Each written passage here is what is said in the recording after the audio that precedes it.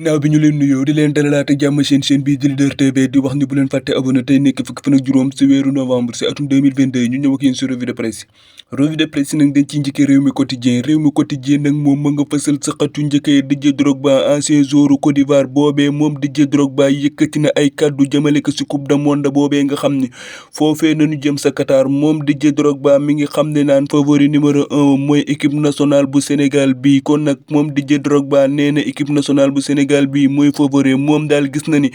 équipe nationale bu Sénégal bi mën na sore si boobule coupe du monde. ginnaaw réew mi quotidien dañuy jubal la turbine nag moom ma nga fasal sa xatu njëkkee Sadio Mané mu dend ak seen médecin ya noonee moom journal bi mi ngi si tig di bind naan Sadio Mané est-il récupérable pour la coupe du monde moom journal bi mi ngi bind di laajte naan Sadio Mané mii gannaaw bi nga xamee ni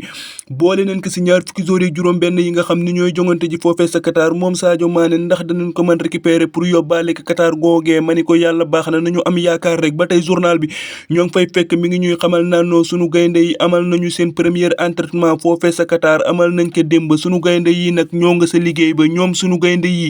ñoo nga sa liggéey ba pour bind histoire foofee sa Qatar